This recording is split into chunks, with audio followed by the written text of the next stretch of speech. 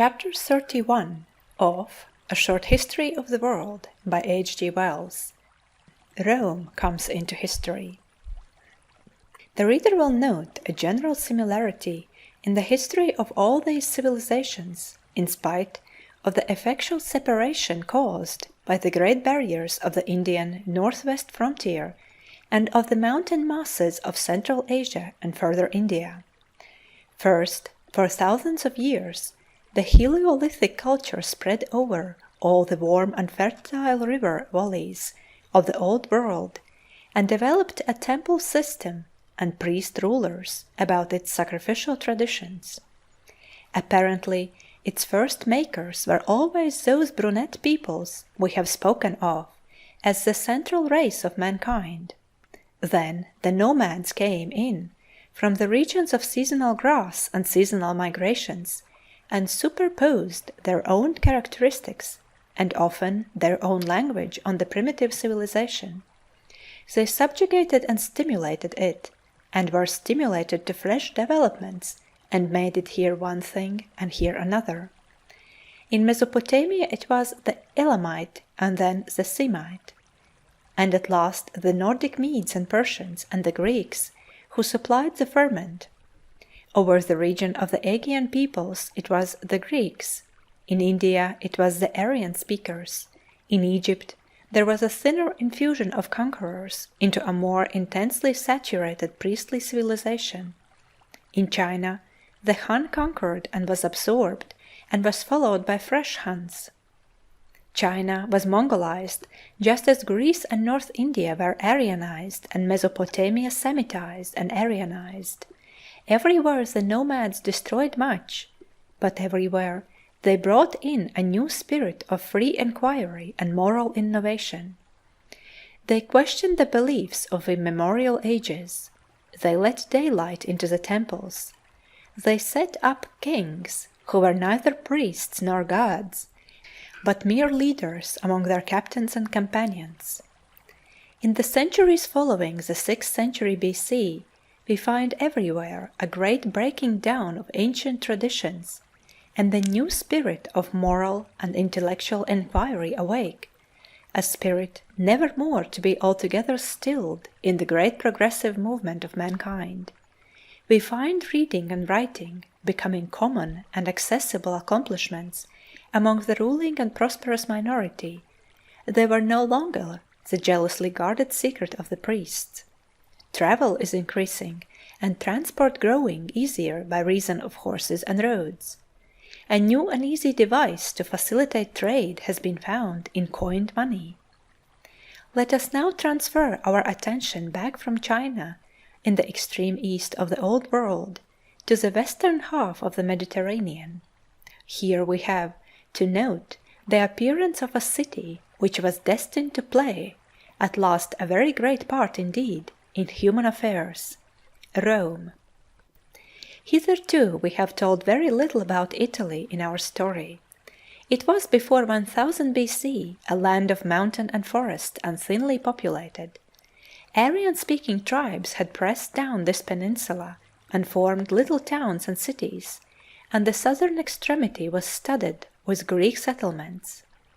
The noble ruins of Paestum preserve for us to this day something of the dignity and splendor of these early Greek establishments. A non-Aryan people, probably akin to the Aegean peoples, the Etruscans, had established themselves in the central part of the peninsula. They had reversed the usual process by subjugating various Aryan tribes. Rome, when it comes into the light of history, is a little trading city at a ford on the Tiber, with a Latin-speaking population ruled over by Etruscan kings. The old chronologies gave 753 BC as the date of the founding of Rome, half a century later than the founding of the great Phoenician city of Carthage, and 23 years after the first Olympiad. Etruscan tombs of a much earlier date than 753 BC have, however, been excavated in the Roman Forum. In that red-letter century, the 6th century BC, the Etruscan kings were expelled, 510 BC, and Rome became an aristocratic republic with a lordly class of patrician families dominating a commonalty of plebeians. Except that it spoke Latin, it was not unlike many aristocratic Greek republics. For some centuries, the internal history of Rome was the story of a long and obstinate struggle for freedom and a share in the government on the part of the plebeians. It would not be difficult to find Greek parallels to this conflict, which the Greeks would have called a conflict of aristocracy with democracy. In the end, the plebeians broke down most of the exclusive barriers of the old families and established a working equality with them. They destroyed the old exclusiveness and made it possible and acceptable for Rome to extend her citizenship by the inclusion of more and more outsiders. For while she still struggled at home, she was extending her power abroad. The extension of Roman power began in the 5th century BC. Until that time, they had waged war, and generally unsuccessful war, with the Etruscans. There was an Etruscan fort, Veii, only a few miles from Rome, which the Romans had never been able to capture. In 474 BC, however, a great misfortune came to the Etruscans. Their fleet was destroyed by the Greeks of Syracuse and Sicily. At the same time, a wave of Nordic invaders came down upon them from the north, the Gauls.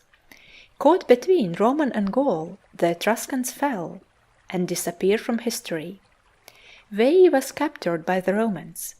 The Gauls came through to Rome and sacked the city 390 BC, but could not capture the capital. An attempted night surprise was betrayed by the cackling of some geese, and finally the invaders were bought off and retired to the north of Italy again. The Gaulish raid seems to have invigorated rather than weakened Rome. The Romans conquered and assimilated the Etruscans and extended their power over all central Italy from the Arno to Naples. To this they had reached within a few years of 300 BC. Their conquests in Italy were going on simultaneously with the growth of Philip's power in Macedonia and Greece, and the tremendous raid of Alexander to Egypt and the Indus. The Romans had become notable people in the civilized world, to the east of them by the breakup of Alexander's empire. To the north of the Roman power were the Gauls, to the south of them were the Greek settlements of Magna Graecia, that is to say, of Sicily, and of the toe and heel of Italy.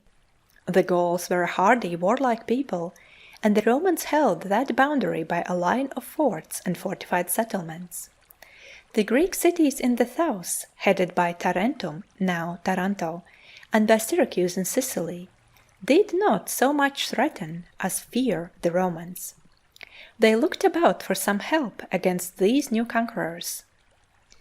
We have already told how the empire of Alexander fell to pieces and was divided among his generals and companions. Among these adventurers was a kinsman of Alexander's named Pyrrhus, who established himself in Epirus, which is across the Adriatic Sea over against the heel of Italy. It was his ambition to play the part of Philip of Macedonia to Magna Graecia, and to become protector and master general of Tarentum, Syracuse, and the rest of that part of the world. He had what was then a very efficient modern army. He had an infantry phalanx, cavalry from Thessaly, which was now quite as good as the original Macedonian cavalry, and 20 fighting elephants. He invaded Italy and routed the Romans in 2 considerable battles, Heraclea 280 BC and Ausculum 279 BC, and having driven them north, he turned his attention to the subjugation of Sicily. But this brought against him a more formidable enemy than were the Romans at that time, the Phoenician trading city of Carthage, which was probably then the greatest city in the world. Sicily was too near Carthage for a new Alexander to be welcome there, and Carthage was mindful of the fate that had befallen her mother city Tyre half a century before. So she sent a fleet to encourage or compel Rome to continue the struggle, and she cut the overseas communications of Pyrrhus. Pyrrhus found himself freshly assailed by the Romans, and suffered a disastrous repulse in an attack he had made upon their camp at Beneventum between Naples and Rome. And suddenly came news that recalled him to Epirus. The Gauls were raiding south, but this time they were not raiding down into Italy. The Roman frontier, fortified and guarded, had become too formidable for them. They were raiding down through Illyria, which is now Serbia and Albania, to Macedonia and Epirus. Repulsed by the Romans, endangered at sea by the Carthaginians, and threatened at home by the Gauls, Pyrrhus abandoned his dream of conquest and went home, 275 BC, and the power of Rome was extended to the Straits of Messina. On the Sicilian side of the straits was the Greek city of Messina, and this presently fell into the hands of a gang of pirates. The Carthaginians, who were already practically overlords of Sicily and allies of Syracuse, suppressed these pirates 270 BC and put in a Carthaginian garrison there. The pirates appealed to Rome, and Rome listened to their complaint. And so, across the Straits of Messina, the great trading power of Carthage and this new conquering people, the Romans, found themselves in antagonism face to face. End of chapter 31.